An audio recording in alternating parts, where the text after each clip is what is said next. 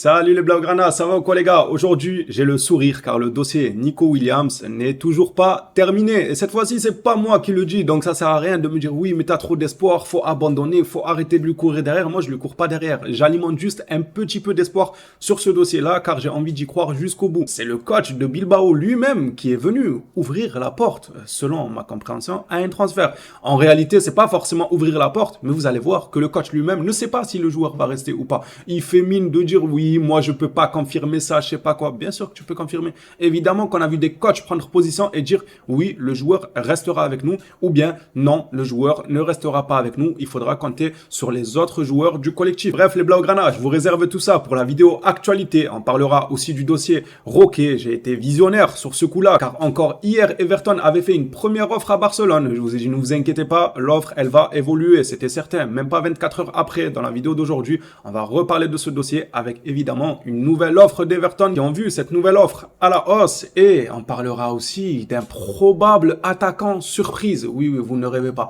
Apparemment au club, s'il venait à échouer officiellement dans le dossier Nico Williams, on aura droit probablement à un attaquant surprise. Mais à quoi on joue? On va parler de tout ça durant la vidéo actualité. Ça sert à rien de s'attarder durant l'intro. Pour clôturer cette intro, n'oubliez pas le petit abonnement qui me ferait extrêmement plaisir, le site de maillots de qualité dans la description si vous voulez faire plaisir à vos proches ainsi qu'à vous, avoir des maillots de votre club favori à prix réduit. N'hésitez pas à voir tout ça. Maintenant qu'on a assez débité et que tout ça a été dit, plongeons-nous dans cette vidéo actualité. J'ai bien envie de commencer par le dossier Vitor Roque. Plétigol nous rapporte que Everton est prêt à payer 28 millions. C'est déjà un tout petit peu plus haut que l'offre d'hier, la première offre qu'ils ont fait. Pour Roque, mais Barcelone demande 30 à 35 millions. Je pense que Everton va encore augmenter son offre. C'est bon, ils sont pas à 3-4 millions près. Ils vont faire un effort et probablement une offre à 30, 32 millions, voire 33 millions. Je le sens bien, d'autant plus que dans ce dossier-là, maintenant, Everton n'est pas tout seul. Déjà qu'à l'époque, ils n'étaient pas seuls parce qu'il y avait la Lazo et tout qui s'intéressait, mais sans réel fondement. Ils s'y intéressaient de loin, on va dire. Ils récupéraient uniquement des informations et ils ont proposé une offre qui était pas du tout intéressante pour le Barça, qui a été rejetée dans la foulée. Là, on a un club portugais qui rentre dans la course pour Vitor Roque. Matt Moreto nous rapporte qu'entre le Barça et le Sporting Lisbonne, il y a eu des discussions au sujet de Vitor Roque. De quoi bien mettre la pression à Everton qui sont à l'heure actuelle bien plus avancés sur le dossier que le Sporting qui vient à peine de se joindre à la course. Everton ayant déjà fait 2 offres, je pense qu'ils ont une avance considérable dans ce dossier-là. Ils vont voir qu'il y a de la concurrence qui commence à les rattraper derrière dans les négociations. Probablement qu'ils ne vont pas chipoter pour 3 ou 4 millions. C'est ma façon de voir les choses. Je pense que Everton va offrir un peu plus. Sport a rapporté aujourd'hui que le dossier Kingsley Coman n'est pas si simple que ça. Alors pour moi, c'est un mensonge ça. Le départ de Kingsley Coman du Bayern Munich semble très compliqué. Il y a quelques jours, tous les médias étaient d'accord pour dire que le Bayern veut se séparer de Kingsley Coman. Alors comment du jour au lendemain, on est passé d'un club qui veut se séparer de son joueur à un transfert qui peut être compliqué? J'ai ma petite idée. Évidemment que le Bayern n'a rien à gagner à donner ce genre de rumeurs aux médias, à dire oui, nous on veut se séparer de Coman. Il sera en position de faiblesse durant les négociations et c'est absolument pas le but quand tu négocies de te retrouver en position de faiblesse. Je suppose qu'ils essayent de changer un peu la tendance en disant non, nous on veut le garder Coman et tout. Comme ça, les clubs qui viendront s'intéresser à lui, ils pourront négocier un peu plus facilement en disant écoutez, nous si vous ne le prenez pas, on le garde au club, il n'y a aucun souci. Alors que dans le fond, ils aimeraient bien s'en séparer, mais il ne faut pas le crier trop fort, sinon tu donnes des balles à ton adversaire pour pouvoir mieux négocier et te mettre dans l'embarras. L'Inter de leur côté s'intéresse à Faye. Je pense que c'est malheureusement un des joueurs qui va probablement quitter le club au cours des futurs jours. Faye, Roque, je les vois bien partir. Et mon anglais aussi qui a déjà un accord verbal avec l'Atlético Madrid, je pense qu'il va quitter le club lui aussi. Madrid est en train de discuter avec Barcelone, mais ces 3 joueurs-là que je viens de vous citer, pour moi, ils sont sur un départ. Je vais faire une parenthèse, les gars, sur un commentaire qui revient beaucoup, et c'est pour de bon, il revient vraiment beaucoup. Ceux qui me disent pourquoi on parle jamais d'un départ de Ferran Torres. Les frères, il est sous contrat, il ne veut pas partir. Tous les supporters veulent son départ. Moi, si j'en parle pas sur la chaîne, c'est qu'on n'a pas d'informations. Je vais pas m'amuser à dire oui, Ferran Torres va partir alors que je n'ai absolument aucune information sur ce dossier, qu'il n'y a aucune rumeur de près ou de loin concernant Ferran Torres. Donc quand il n'y en a pas, eh ben on n'en parle pas. Est-ce qu'on a envie de voir Ferran Torres partir? Bien sûr que la réponse sera positive, favorable à 100%. Ça, c'est clair et net. Maintenant, si on n'en parle pas durant les vidéos actualité, c'est qu'il n'y a rien à dire. Le joueur ne veut pas quitter le club. Il n'y a pas forcément des clubs qui le courtisent à fond. Le Barça ne voudra sûrement pas le vendre pour une vingtaine de millions. Ils essaieront d'en tirer 30 à 40 millions. Seulement maintenant, quel club va venir mettre 30-40 millions sur Ferran Torres? C'est pour ça que le dossier, il est à l'arrêt complet. Le joueur fait le pressing pour rester au club. Le club n'a pas forcément des offres de fou, même si, attention, on n'est pas à l'abri d'un départ surprise on va dire, vu que c'est la vidéo surprise. Moi aussi, je vais nommer cette vidéo-là vidéo surprise. Comme le club qui se fout de nous, là, nous dire un attaquant surprise. C'est quoi maintenant? On fait des Kinder surprise au club. Ils vont nous ramener un attaquant qu'on connaît pas. On est une télé-réalité. Je comprends pas grand-chose. Bref, revenons à Ferran Torres. On n'est pas à l'abri de le voir partir sans forcément voir de rumeurs à l'avance de négociation. Genre, d'un coup, ça tombe. Fabrizio Romano, here we go, Ferran Torres pour un club. On n'est pas à l'abri de ça. On l'espère surtout, mais les frères, me dites pas pourquoi on n'en parle pas. C'est juste qu'il n'y a rien à dire sur le dossier. La meilleure nouvelle de la journée, c'est celle-ci. Pedri a fait une partie de l'entraînement avec le groupe. Il y a de quoi avoir le sourire, ça fait plaisir. On a hâte de son retour. Sport rapporte que Ten Hag veut De Jong, c'est pas étonnant. Ça fait des saisons qu'il rêve de rejouer avec rejouer, c'est le coach. Mais vous m'avez compris, de donner des consignes à Frenkie de Jong. De nouveau, les deux hommes se sont déjà connus auparavant. Il aimerait encore évoluer avec lui dans le même club. Barcelone demanderait 60 millions, mais ce communiqué a vite été démenti par Fabrizio Romano qui a déclaré qu'à l'heure actuelle, il n'y a aucun contact entre United et le Barça, il n'y a aucune offre ni aucune discussion car Frenkie de Jong veut toujours rester au FC Barcelone. Pas de panique pour Dani Olmo, le joueur serait bel et bien inscrit. Procès déclare que Dani Olmo est déjà inscrit et sera disponible contre Valence dès ce week-end, bien qu'il ne soit pas sur le site de la Liga. Bon, disponible dans quel sens? Parce que pourquoi il n'est pas sur le site de la Liga? Il nous dit qu'il est déjà inscrit, mais il n'est pas sur le site de la Liga. Pour quelle raison la Liga ne l'a pas encore mis sur le site? J'ai l'impression qu'il est autant inscrit que le Barça est revenu au 1-1, parce qu'on a eu une pluie d'informations nous disant que le Barça, ça y est, de retour au 1-1, ils ont eu les 40 millions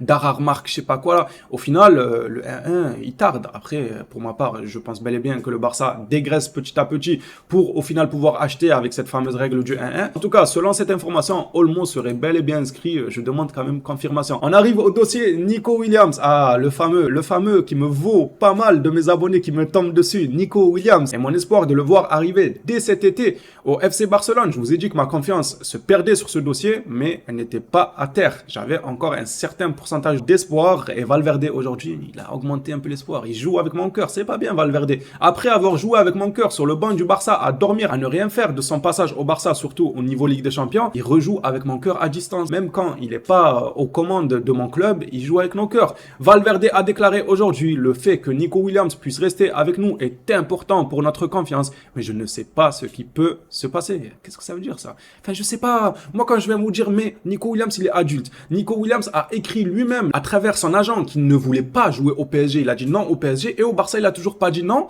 Vous me dites, oui, mais il envoie des signes, il envoie des vidéos, il envoie telle chose, mais l'entraîneur lui-même, il dit, je sais pas ce qui peut se passer. Donc quoi, Valverde, il ne sait pas regarder des vidéos, Valverde, il ne sait pas que son joueur a pris le numéro 10, il ne sait pas que son joueur est arrivé plus tôt à l'entraînement que prévu, qu'il est motivé pour la nouvelle saison avec Bilbao, il sait tout ça. Et pourtant, lui-même, il dit, il ne sait pas ce qui va se passer, parce que pour moi, ce dossier est d'une complexité terrible. Nico ne veut pas dire non au Barça, et ne veut pas dire oui au Barça pour pas froisser Bilbao si jamais le Barça ne peut pas l'inscrire. Et à l'heure actuelle, le Barça ne peut tout simplement pas l'inscrire, que ça plaise ou pas, c'est ma façon de voir les choses. Je campe sur cette position et même si il venait à ne pas venir au club, imaginons que Nico ne vient pas quand on reprend la saison, je resterai convaincu que Nico voulait venir au club, qu'il a juste succombé entre guillemets aux pressions faites par Iñaki Williams et au manque de garantie par le Barça. Comme je vous ai déjà expliqué dans l'une de mes vidéos, il va sûrement se dire bon bah c'est un signe.